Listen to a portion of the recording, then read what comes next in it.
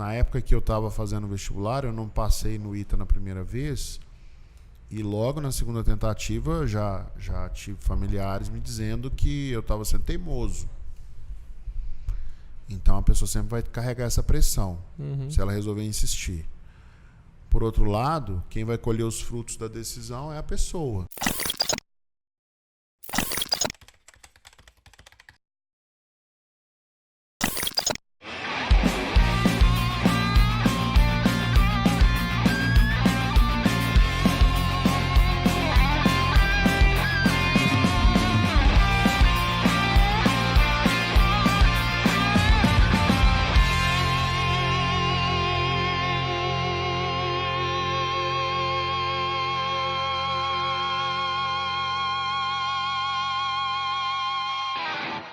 Olá, gente. Bem-vindos ao podcast 800 Neném. Eu sou o Bernardo.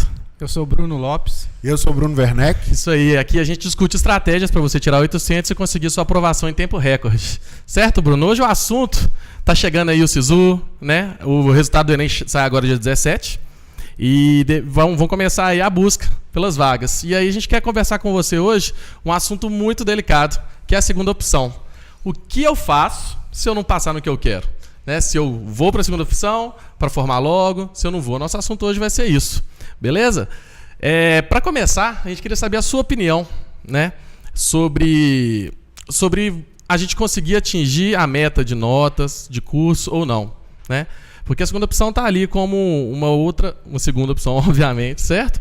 E qual é a primeira sensação assim, que o aluno tem quando ele não consegue atingir a nota dele? É uma sensação de fracasso, certo? Ou então, tipo assim, de frustração. Né? Como lidar com esse sentimento? Você chegou lá, colocou a nota na sua primeira opção e não deu. O primeiro passo, antes de você tomar uma decisão da sua segunda, é lidar com esse sentimento. Certo? Que dica que você dá? Entendi. É uma pergunta complicada, né? Sim, hoje é uma situação filosófica. complicada, porque é uma situação que eu particularmente nunca vivi, né? De ter uma segunda opção. Eu não tinha essa segunda opção. Todos os vestibulares que eu prestei, eu só tinha uma opção. Na época que eu prestei, a USP dava essa chance de você ter uma segunda opção, mas eu não prestei USP, então não tinha como saber. O que eu vivi parecido com isso foi na primeira vez que eu tentei o vestibular. Na primeira vez que eu tentei o vestibular, eu sabia que eu estava mal preparado, que a minha chance de passar era muito baixa. Então, eu fui para a minha terceira opção. Eu fui fazer o vestibular para a minha terceira opção, que era... A primeira opção era o ITA.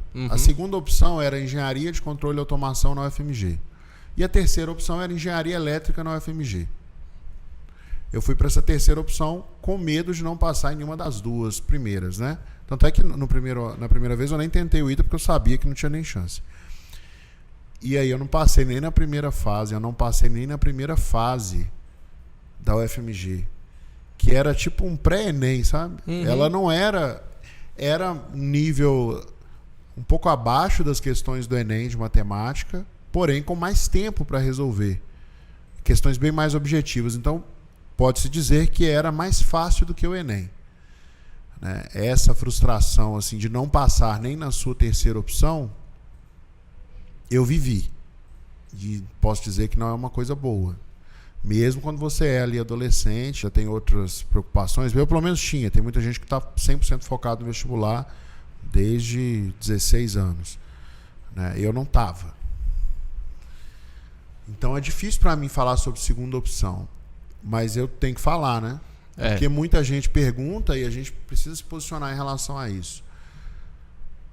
Ô Bernardo, na minha visão, assim, depende muito de várias coisas. Por exemplo, depende de o aluno tá no prazo que ele determinou para passar no vestibular. Se a pessoa está na terceira ou na quarta tentativa, é mais difícil resistir à tentação da segunda opção. E aí tem segunda opção de curso, segunda opção de faculdade. Segunda opção de curso eu acho que é mais complicado. Segunda opção de faculdade ainda dá para levar. Depende da área que a pessoa escolheu. Por exemplo, se você tem como primeira opção medicina, a segunda opção, geralmente, é de medicina. E o que eu já vi acontecer foi as pessoas se frustrarem ao longo do caminho. Então, assim, a pessoa... mas eu vou pegar essa segunda opção aqui para eu poder andar mais rápido e terminar mais rápido a faculdade. O que eu já vi acontecer muito foi a pessoa que quer medicina, por exemplo, pega uma segunda opção, odontologia, medicina veterinária, fisioterapia. Depois de 2, 3 anos de curso, ela já não está aguentando mais, porque aquela era a segunda opção, e ela desiste. E volta a tentar medicina. Então, o que é melhor? Você tentar mais uma ou 2 vezes, ou você embarcar numa segunda opção e depois desistir depois de 2, 3 anos? Eu acho que essa segunda escolha é pior. Então, no caso de quem vai prestar medicina, se fosse uma das minhas filhas me perguntando, eu diria para elas, olha, para ela, tenta mais uma vez. Né? Se for a opção do curso. Agora, se for uma opção de faculdade, a minha primeira opção é fazer medicina na Federal de Pernambuco, ou na Federal, enfim, na Federal do meu estado. E não deu, mas você conseguiu numa outra federal.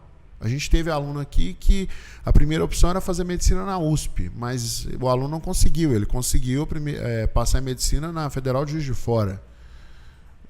A gente sentou com ele e conversou. Falou assim, olha, é medicina que depende muito mais da pessoa do que da faculdade. A Federal de Juiz de Fora é sensacional. Se eu tivesse no seu lugar, eu consideraria ir pelo menos lá para ver como é que é. Ele foi lá, viu como é que era e ficou. Então, a segunda opção de faculdade, eu acho complicado. Assim, não deve ficar muito preso em primeira opção de faculdade, entendeu? Isso na medicina. Agora, e se você vai para uma outra área? Se for engenharia. Engenharia, eu diria que se você conseguir uma segunda opção mais ou menos parecida com a primeira, por exemplo, a minha primeira opção é engenharia mecatrônica e eu consegui passar em engenharia eletrônica ou engenharia elétrica, vai.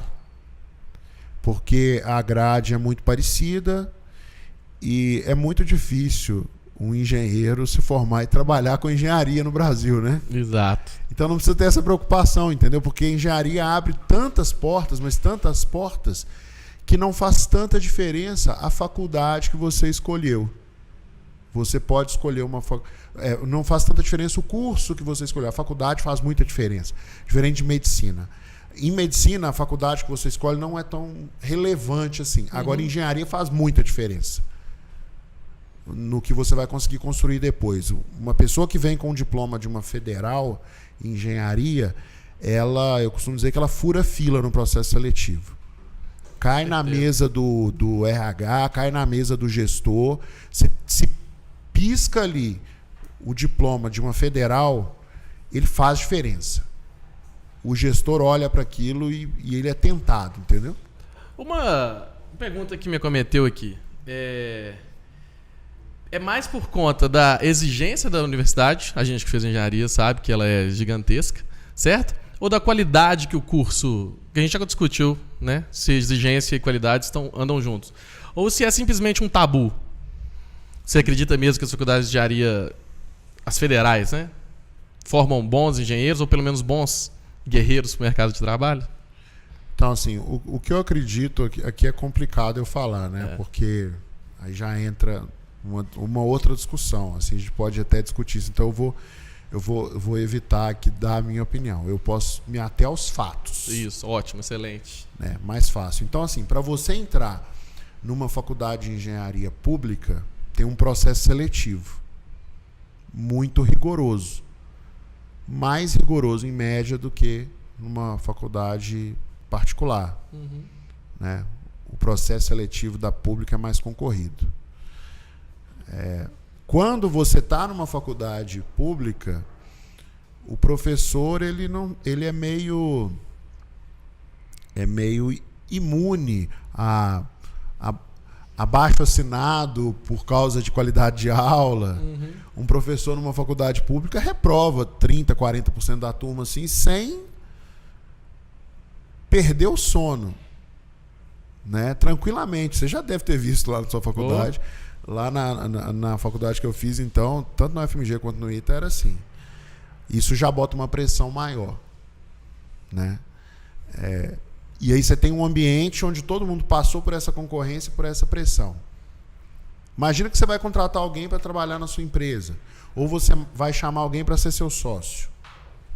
Você tem duas pessoas, uma que passou por um processo seletivo rigoroso, uma que cortou um dobrado na mão dos professores de engenharia das federais que a gente conhece, e tem uma outra pessoa que só teve aula com um professor bom, o processo seletivo não foi tão assim. Quem que você quer para ser seu sócio? O casca grossa, né? Ué. Assim. Então o mercado olha isso, entendeu? Acaba acontecendo, não adianta. Tem muita gente boa nas outras faculdades? Tem, com certeza. Tem muita gente boa. Todo canto tem muita gente boa. Do mesmo jeito tem gente que não é tão boa assim nas públicas. Tem também. Isso acontece. Somos seres humanos. Mas jogando ali com as probabilidades, né? A gente acaba indo para aquilo que tem menos risco. Historicamente, os profissionais que vieram das universidades públicas de engenharia, eles acabam entregando um resultado melhor. Bacana. Né? Isso leva a gente a um outro tópico que a gente estava querendo tratar aqui, né? Como que eu vou escolher a minha segunda opção e, consequentemente, mesmo se ela sendo ou de curso ou de faculdade, né? A gente pode separar em dois, né? Como que eu faço para analisar, para tomar a decisão de qual a segunda opção que eu vou escolher? Tá, entendi. Vamos dividir, né? Vamos pensar em medicina, por exemplo. Medicina eu acho que não vale a pena pegar uma segunda opção, não. Se você quer, é importante você tentar mais 1 ou 2 anos. E se você demorar mais do que 2 anos para passar em medicina, mais do que 3 anos, é porque você está estudando errado ou porque você tem um problema sério de base. E esse problema provavelmente é em matemática. E é um problema que você consegue resolver em 2, 3 meses, esse problema de base de matemática. E aí depois você aprender a estudar já é outro desafio.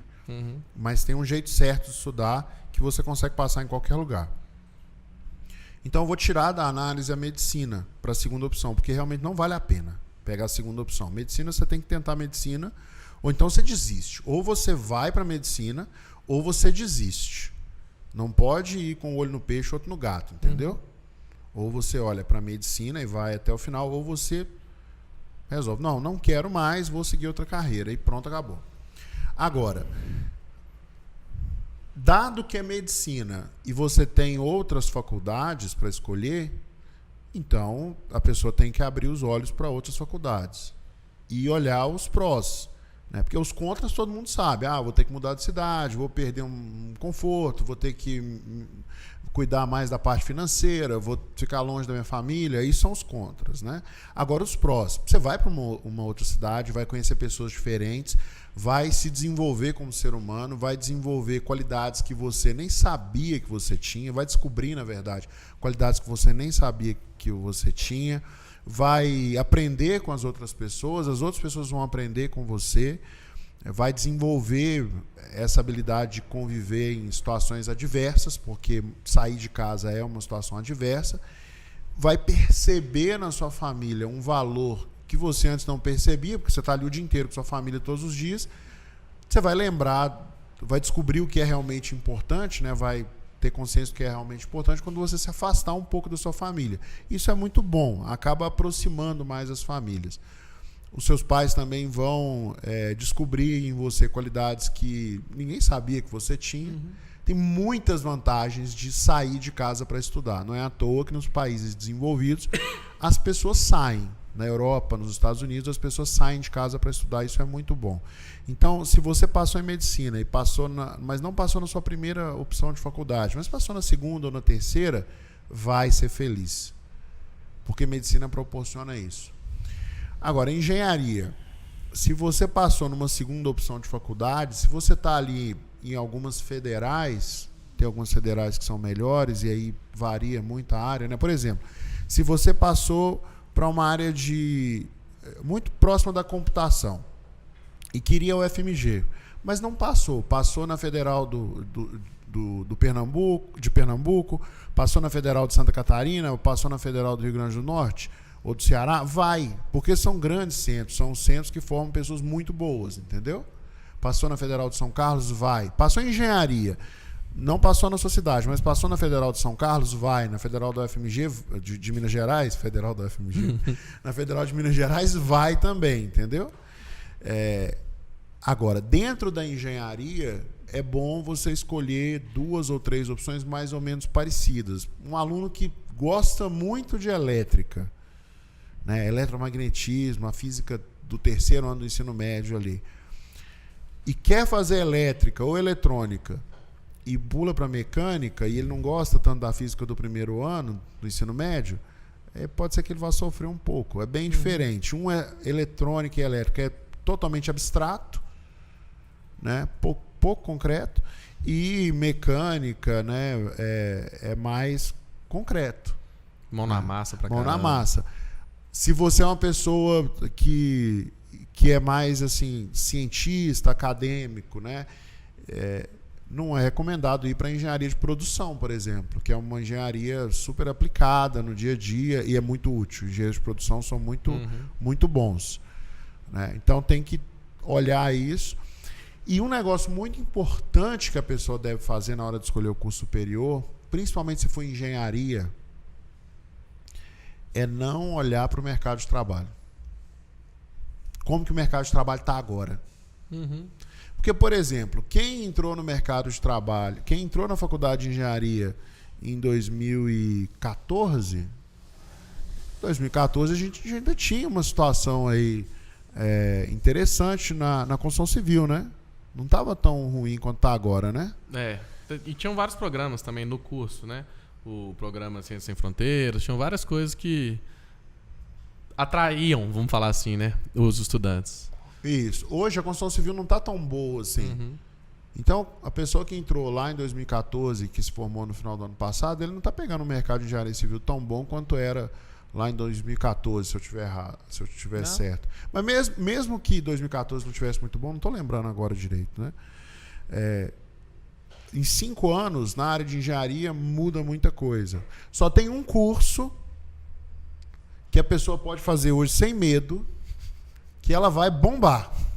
Que não tem chance dela perder o emprego. Não tem chance dela ficar desempregada.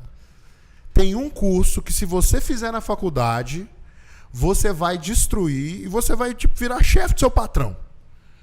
Entendeu? Vai ser uma coisa de louco assim. Cara, esse curso aqui, se você for bom, então... se você for mais ou menos, você vai ter muito emprego. Mas se você for muito bom, você vai fazer chover, as pessoas vão fazer chover para trabalhar com você. Tem um curso que permite isso. E vai ser assim pelos próximos 10, 20 anos, provavelmente. E que curso que é esse? Engenharia da computação. Ciência da computação, engenharia da computação e correlatos, entendeu? Isso aí vai bombar e tá bombando, mas a pessoa precisa ser boa, né? Porque uma hora também a máscara cai, né? Mas assim, um cientista de computação bom da UFMG, um engenheiro de computação bom do Cefet, um cientista da computação, engenheiro de computação de Pernambuco, Federal de Pernambuco, Federal do Rio Grande do Norte, Federal do Ceará, Federal do Rio Grande, qualquer federal, esse cara está disputado, essa pessoa, né? Porque hoje, infelizmente, tem poucas meninas, mas até para incentivar as meninas a entrar nessa área, é uma área assim que está borbulhando. E a pessoa consegue trabalhar de casa, ela consegue trabalhar de outros países, é uma coisa de louco. Então, se você, Bernardo, se você descobrir que você tem um filho e você tiver que orientar esse filho, Bruno, se você tiver um filho e tiver que colocar esse filho para fazer um curso e assim, tiver dúvida e falar assim, não, meu filho tem que fazer um curso e eu vou impor para ele, ou vou incentivar muito, não é bom impor, né? Mas vou incentivar muito, é ciência da computação. Se você quer garantir o futuro do seu filho, incentiva a fazer ciência da computação e engenharia de computação. Legal, outra coisa legal. Como a demanda por esse profissional está tão grande, não faz tanta diferença se você faz numa faculdade particular ou numa pública. Basta você ser um bom profissional. Então, desde o início do ano tem que fazer estágio e tal. Pronto. Tá em dúvida? Põe ciência da computação como segunda opção que vai dar certo, entendeu? Muito bom. É uma forma de pensar, uma segunda opção, né? E aqui a gente fala da medicina, fala da engenharia, mas a gente não discute as outras áreas, né? Um direito, alguma coisa assim. Dá para pensar numa segunda opção para você continuar? Você acredita que... Você está longe, né? Dessa área da humana. Você acha que dá também para fazer essa correlação? Dá sim. Tem que entender as diferenças das profissões, né? Por exemplo, um economista ou um administrador, ele dificilmente vai conseguir trabalhar como autônomo. Né? O economista ainda pode trabalhar como autônomo, prestando consultoria, mas isso demora. Um profissional formado em direito, ele pode começar a trabalhar como autônomo no dia imediato após pegar o certificado. Então tem essa vantagem, muito parecido com o médico. Então, se a pessoa quer muito direito e o objetivo é advogar, não é ter um emprego, então vale pouco a pena ela pensar numa segunda opção. Agora, se eu estou fazendo direito porque eu quero fazer um concurso público, quero trabalhar no departamento jurídico de uma empresa, né? Aí você tem outras opções. Você pode pensar em economia, pode pensar em administração. É diferente? É bastante diferente. Né? Dentro assim, do ensino superior, o que tem mais semelhança entre cursos é realmente a engenharia. Os outros cursos são bem peculiares, sabe? Dentro das suas características. Então, a pessoa tem que pensar bem em relação a escolher uma segunda opção. Mas a carreira do administrador e do economista não vão ser tão diferentes assim. Contador também. Controladoria e finanças, cursos de gestão em geral, né? Também. Contabilidade também é muito bacana, porque você tem uma dinâmica parecida com a do direito. Então, tem que olhar isso. Nas áreas de saúde, enfermagem é bem diferente, né, de fisioterapia, que é bem diferente de odontologia, que é bem diferente de medicina veterinária. Odontologia tem um pouquinho de semelhança com medicina, mas acho que se eu falar isso aqui, daqui a pouco vai chegar uma pedra na janela. Né? Cada curso tem a sua especificidade. É importante a pessoa fazer uma pesquisa antes de escolher o curso. E também não precisa escrever na pedra o que vai fazer, não. Por exemplo, a gente tem aqui um exemplo. O Bruno começou como engenheiro, né? Fazia engenharia de computação, hoje trabalha com geografia, mas já está enveredando para uma área de mentoria, enfim, você mesma coisa, começou com engenharia, agora mudou para física, mas os dois fazem um trabalho um pouco de gestão aqui, né? Eu fiz engenharia, dei aula, trabalhei com administração e agora trabalho mais como administrador. Então, assim, a gente não pode ficar muito preso, não. Tá. Isso aí, pessoal. Estamos de volta aqui, né? Agora nas temperaturas ideais. E aí a gente, conversando aqui, viu a pergunta do Éder. Mandar um abraço ali, o Éder que está participando bastante. E, Bruno, o que você acha aí do mercado ou do curso de engenharia naval? Você acha que tem mercado? Você conhece alguma coisa do curso? Você pode responder aí o Éder? Então, assim, em primeiro lugar, obrigado, Éder, né, pela pergunta. A gente valoriza muito essa participação.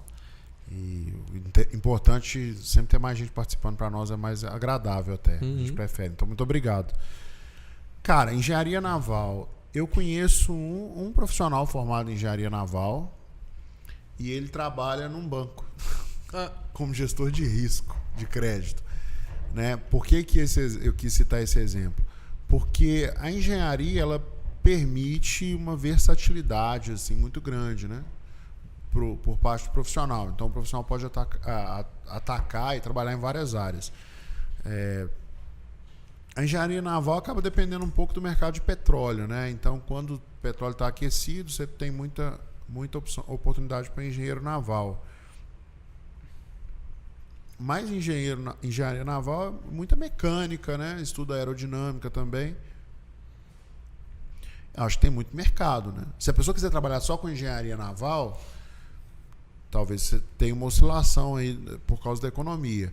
Mas, de uma maneira geral, os engenheiros, bons engenheiros, são bem-vindos sempre, em qualquer lugar, entendeu? Não precisa ser engenheiro naval, engenheiro... Tem engenharia de pesca, né? Que é um negócio, acho, pouco comum aqui no Brasil. Se o engenheiro for bom, tiver uma boa formação, fizer estágios e estiver disposto a trabalhar em outras áreas, ele vai ter oportunidades. Eu imagino que o engenheiro naval ele tem uma rotina mais peculiar, né? Então tem que ficar muito tempo embarcado, né? Mas também trabalha em projetos de longo prazo, muito semelhante ao engenheiro aeronáutico, né? É uma profissão que realmente eu tenho pouquíssimo contato. E acredito nisso aí também. Já ouviu falar na profissão de prático?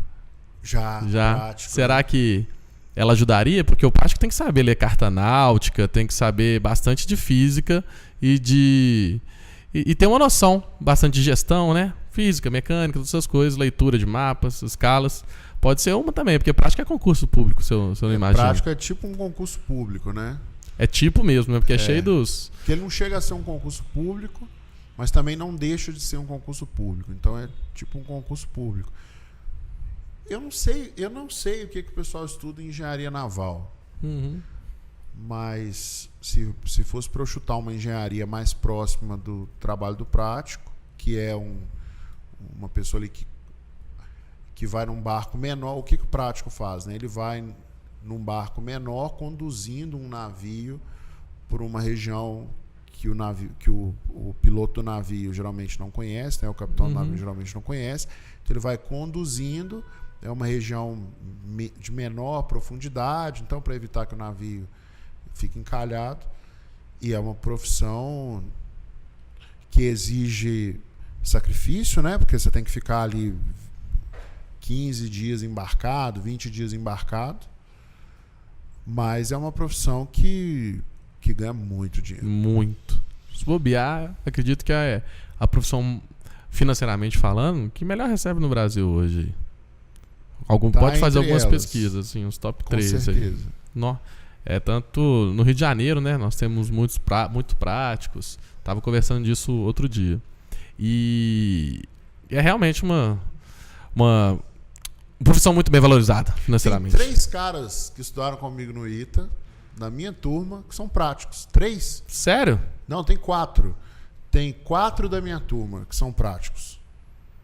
Que sensacional. 2, um no Espírito Santo, em Vitória, 2 na Amazônia, eu acho que está em Belém, e tem mais gente das turmas que formaram depois de mim como práticos também, tem muita gente. Nenhum deles, inclusive os 4 caras da minha turma que são práticos fizeram engenharia aeronáutica. Aí, ó. É um Deve concurso, ajudar. Então? É um concurso. Tem um concurso, você faz uma prova, a prova é super difícil, super concorrida. Tem um teste prático também, que você vai num simulador para ver como é que funciona, para fazer alguns testes lá, né, para ver se você aprendeu. E é um negócio assim que... tem uns caras da minha turma que de vez em quando mostram algumas coisas, eles levam vídeo de cinema, né? É vídeo de cinema mesmo. E é uma profissão também que você não começa de cara, assim, terminei o curso e fui fazendo. Não. Você vai junto com um prático mais experiente, umas 5, 6 semanas direto com um cara para poder exercer a profissão sozinho, sem... Tem um processo seletivo, né? Tem. É uma profissão bem peculiar e tá até interessante. Interessante, porque aí tanto faz o curso que você for formar na graduação, né? Ensino. Eu acho que só exige ensino superior. Não sei direito, mas até onde eu sei é só ensino superior que precisa ter. Bacana. E tem que ter algumas formações lá da Marinha, né? Assim, a gente precisa de carteira de carta de motorista para dirigir, né? Tem a CNH, né? Existe um análogo disso para pilotar barco, assim como existe para pilotar avião. Então, é tipo um brevet. Deve ser. E a gente batendo papo assim, A nossa terceira pergunta principal, né? Porque aqui a gente aparece 1 milhão de perguntas aqui, outra lá, e é o que é massa de trocar ideia com vocês dois. Você já falou algumas coisas dessa terceira pergunta, mas eu queria que você categorizasse pra gente quando, se é que foi da forma que eu entendi, quando que vale a pena insistir no curso, na sua primeira opção, e quando vale a pena partir para uma segunda, já, de uma vez. Se é questão do curso, ou se é questão do tempo, do seu desejo de entrar na faculdade logo. Existe certinho essa separada, essas situações? Ô Bernardo, na minha visão não existe não.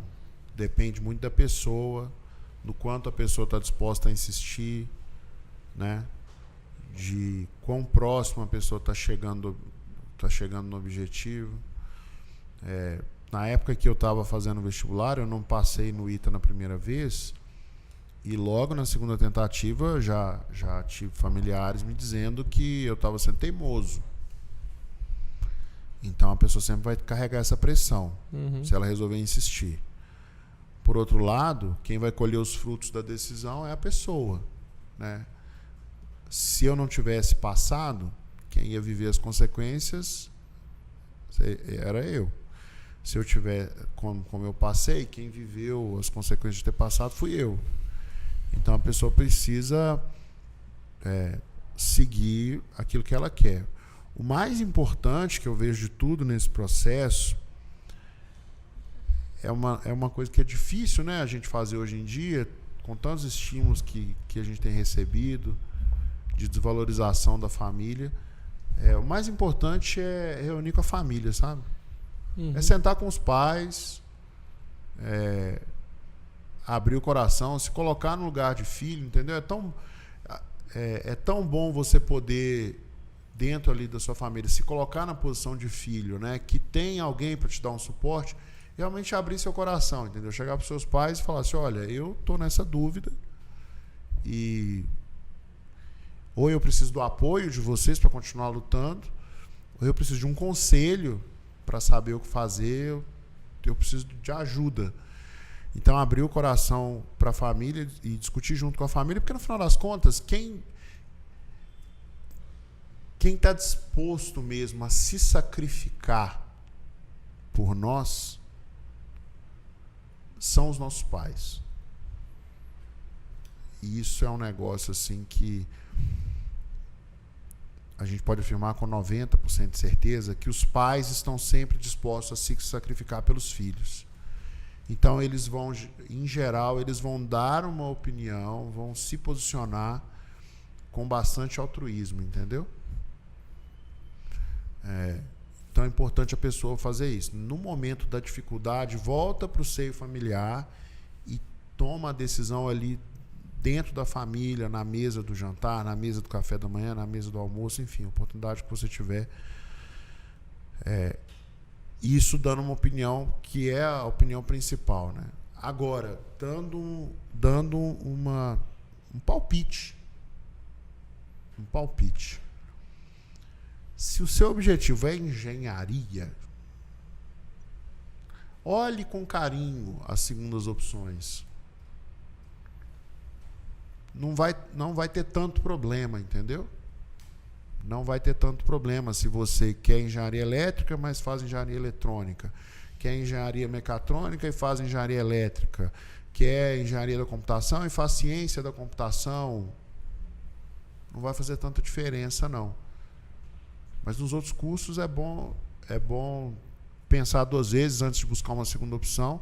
E independente do cenário, qualquer problema que você tiver na vida, nessa fase ali do vestibular, volta para os pais, discute com a família, pede o apoio dos pais, entendeu? Porque no final das contas, você vai comemorar a sua aprovação com seus pais. Quem vai com você no primeiro dia lá fazer a matrícula, levar as documentações, é o pai ou a mãe. Quem vai com você na formatura, que você vai querer chamar na formatura, para os lugares de honra, são seus pais, entendeu? Curte esse momento de ser filho ou filha e busca o apoio nos pais. Se for uma faculdade particular, quem vai ajudar a pagar são os pais, quem vai penhorar o carro são os pais, nem sei se eles já penhorar. Fazer um Quem vai empréstimo. fazer o empréstimo são os pais. Então, assim, envolve os pais, entendeu? Volta para a família. Família é a base de tudo. Quando a gente consegue se colocar dentro da nossa posição na família, fica tudo mais fácil. A vida flui muito mais naturalmente. Entendi. Isso leva para uma forma de pensar, né? Totalmente diferente na hora de você se preparar nos estudos, né? Ou então até mesmo agora chegando no SISU, de como você vai encarar ali o SISU, o processo seletivo, o que estudar, onde estudar, né? E o que deu. Como que, chegando aqui no final do nosso podcast já, como que você acha então que toda essa discussão de hoje pode te ajudar a chegar no 800 no Enem, ou até mesmo, mudando só um pouco do final da pergunta, né? Te ajudar a chegar numa universidade hoje? Cara, o 800 no Enem tem que ser a meta de todo mundo, né? Porque se você tem uma meta alta, você está sempre se cobrando para ter um resultado melhor no dia a dia. Como que essa discussão de segunda, primeira opção vai influenciar na minha nota no dia do vestibular? Se você começar a sua preparação hoje pensando na sua segunda opção, vai acontecer igual aconteceu comigo. Você não vai pegar nem a terceira, nem a quarta, nem a quinta. Vai na primeira opção. Você quer passar em medicina? Então vai para passar em medicina. Onde que é? É a mais difícil, tem que fazer 850? Vai buscar seus 850. Entendeu? Não faz diferença. O trabalho que você vai ter estudando para passar com 850 é o mesmo trabalho que você vai ter para passar com uma nota baixa. Por quê? Porque você não vai passar no que você quer com a nota baixa. Então mira lá em cima, vai em cima. E se a pessoa fica pensando assim, eu tenho uma segunda opção, o dia que o desânimo bate, a pessoa pensa, eu tenho a segunda opção, né? Não preciso melhorar tanto não. Agora, aquela pessoa que está buscando a primeira opção, que está buscando os 800 no Enem, ela fala assim, poxa, eu tenho que tirar mais de 800 no Enem. O que eu fiz ontem que eu posso fazer melhor hoje? O que eu vou fazer hoje que vai ser melhor do que o que eu fiz ontem? E a pessoa vai se desafiando e vai melhorando, entendeu? Então faz toda a diferença. Se você só tem uma opção, que é a primeira, então vai nessa opção. Porque se você garante a primeira, você garante as outras. Agora, se você vai buscando ali a segunda, a chance é que você não vai garantir nem a quinta. Se é que é possível, né? Existir uma quinta opção, porque vários processos seletivos demandam tempo, dinheiro, né, possibilidades, e às vezes a gente só tem o SISU mesmo. Só o SISU. Só o SISU, e então concordo demais, viu, Bruno? É uma discussão sensacional de se ter neste momento, assim, na minha opinião, porque tanto no início quanto na conclusão dos seus estudos, você já tem mais ou menos esse foco bastante forte, bem determinado, você consegue se dar bem também, concorda? Concordo, tem que focar desde o início. Então tá bom. Ô Bruno, deixa eu te perguntar, como que você organizaria isso tudo que você falou aqui hoje para o aluno que vai ter dia 21 agora de janeiro, né, vai fazer a inscrição dele no SISU, vai selecionar a primeira opção, focar nela e colocar na segunda. Passa os 4 passos, 5 passos para ele tomar essa decisão. Eu imagino que a primeira aí seja relacionada à família, né? O primeiro, o mais importante é a família, né? Uhum. Só que, como é o mais importante, você tem que chegar preparado. Então, o primeiro passo é o aluno listar a primeira opção dele.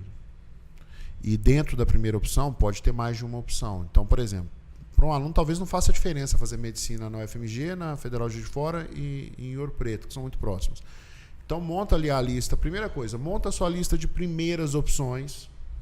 Isso aqui, para mim, tanto faz qualquer uma delas. E e aí, na linha de baixo, você coloca as suas segundas opções. Esse é o primeiro passo. O segundo passo é saber o que foi necessário no ano anterior. Porque não vai mudar muito. Então, assim, para eu ter essas opções aqui, quanto que eu precisaria ter tirado no ano passado? Vai ser mais ou menos isso esse ano. Então, faz um teste do passado. ver onde que você se encaixa. Se você se encaixar, aí beleza, tá no caminho. Se você não se encaixa do jeito que você gostaria, tenta reorganizar. Se não deu, aí você chega para sua família e fala assim, olha, baseado no que aconteceu o ano passado, eu acredito que o meu resultado vai me proporcionar essas opções. O que vocês acham? Gostaria de ouvir a opinião de vocês. Para os pais, né? Família não é o amigo que está na rua, não. É pai e mãe. Uhum. Entendeu? Às vezes avó, pessoa que foi criada pelos avós. Abre ali e o mais importante, começa a testar no primeiro dia. Então, esses seriam os passos. Primeiro, monta a sua lista de primeiras e segundas opções. Depois, compara com o resultado do ano anterior. Diante dessa comparação, vai para o terceiro passo, que é discutir com a família. Abrir para a família. E, cara, se você conseguir... isso aí depende da rotina de cada um, né? Se você conseguir... nesse processo aí, ainda envolver um pouco a sua família no processo de descoberta da vaga, vai ser sensacional. Mas se não puder também, não tem problema. Começa a testar do primeiro dia. Primeiro passo, monta a sua lista de primeiras e segundas opções. Segundo passo, confere com o que aconteceu no ano anterior. Diante disso, abre o cenário e discute com a família. E aí o quarto passo, vai lá e começa a testar desde o primeiro dia que vai ser possível, entendeu? E apertou, não precisa ter medo de pedir a ajuda do pai e da mãe, entendeu? Deu desespero, vai chorar no colo da mãe, vai comemorar no colo da mãe, vai chorar no colo do pai, vai comemorar no colo do pai, porque vai dar tudo certo, entendeu? E no final tudo dá certo. Se não foi dessa vez, vê o que você poderia ter feito diferente e faz para passar na próxima. Excelente. Né? É por aí mesmo, né? E aí, Bernardo? É aquela pergunta final pro... isso. A nossa pergunta final foi quase que duas juntas, né? Então, acredito sim que foi um papo extremamente enriquecedor quando a gente mexe ali no back-end pra gente chegar nessa também. Agradecer a todos aqui. Valeu, Bruno. Obrigado. Valeu, Bruno. Obrigado. E terça-feira, desculpa. Tamo aí de volta, beleza? Um abraço. Valeu, gente.